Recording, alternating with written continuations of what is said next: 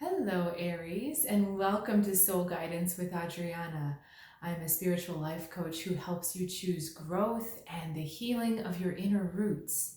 Today, I have an intuitive reading for you for your week. So let's get started. Okay, energy where we're starting, your energy this week, we've got the Five of Cups card. Right away, we want to make sure with this energy that we're focusing on the future and not the loss of the past. The past. There is a kind of heavy, almost stony quality to this. So if something has been bothering you, it's been feeling like you can't really shift it, that the energy is just like it just feels immovable and maybe too heavy to shift.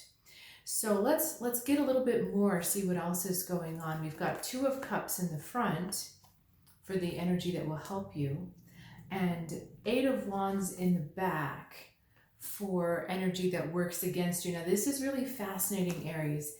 Do you see in this Five of Cups card, we have a cup, two cups that are upright. So the representing, there we go. Representing a relationship or perhaps two relationships. Now we have that Two of Cups here. So you see these two cups become these two cups. So the important thing to remember here, Aries, is to focus on those relationships that you do have, especially the relationship that you have with yourself. The big message here is that when you communicate with yourself in a way that brings up past hurts and past regrets and continues to exacerbate that heavy feeling, you're actually disrupting your relationship with the most important person in the world to you, and that is with you. Let me explain this a little bit more. The Eight of Wands to me is feeling like communication, and because it's hitting the back of this figure, it makes me feel like this is the communication you are giving to yourself, what you're saying to yourself, what you're choosing to focus on, and how you're allowing your words to shape your future. It feels as if a lot of the words being used are, this is the way it was, and this is the way it's going to be. This is the way it happened in the past, therefore this is the way it's going to happen in the future. And the more you tell yourself that, the more you focus on the energy that way, the more it will become your future, because your future comes out of your present. Whatever you're doing in this present moment is calibrating your future. So it's really interesting, dealing with intuitive readings and reading energy, because, when I read energy, I'm reading in the moment. And so if there's a shift, any projections that I may have seen based on where you were in that moment, those change as well. So the power of changing into the future really rests in the moment. Now let's go back to this Two of Cups here, because this is either saying to me, hang on, let me ask what it's saying to me. Okay, this is about coming back in harmony and balance with yourself, making sure that your truth is coming through to you, your truth is really known. And truth doesn't necessarily mean the way you feel about something. Truth means the truth about something. It's the reason behind the feeling. It's not the feeling itself, it's the reason behind the feeling. And your guides are wanting you to very much get in touch with not the subjective feelings that are going on, but with the reality that is behind those feelings. And if anything is out of balance or out of whack for you with yourself, that's the person you need to make it right with. The mind has also been busier than usual. Your mind has been busier than usual, spinning a bit.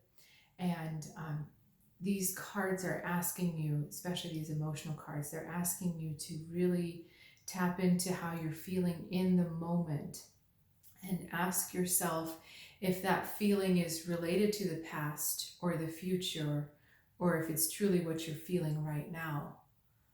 Okay, so pay attention to the sensations. Pay attention to the sensations in your body. Pay attention to what actual physical things result as the emotion. So for instance, if you're feeling this sadness, okay, is it heavy? Where is it heavy? What part of my body is it in? And just sit with it. And that brings you back to the here and now and allows that emotion to process out much faster. Let's get a little bit more story.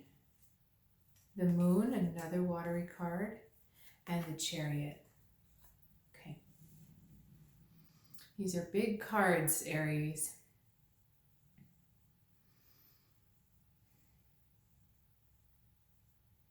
Okay, there's two things happening here. We have the universe on one hand trying to move your situation forward, trying to bring you forward to the place you want to be. And at the same time, we also have a cloudiness before that happens, the dark before the dawn, where it doesn't feel like you're going where you want to, and you're not really sure even how to get there. And you know where you want to go, but everything is just a little murky right now. And the universe is saying that the quicker you can shift, this in yourself, the quicker the universe can ride in to help you move this forward quicker. Part of this Moon card is coming up because of you. You know, this is an interesting thing that I personally have been working on this week. How much of what we get is fate or destiny? And how much of what we get is us getting in the way of our fate or destiny?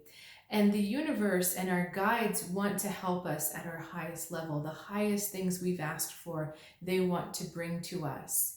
And that's the law of attraction as well.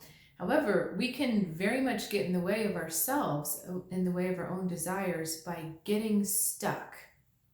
And Aries, where I feel you're getting stuck is in this emotional landscape oriented to the past.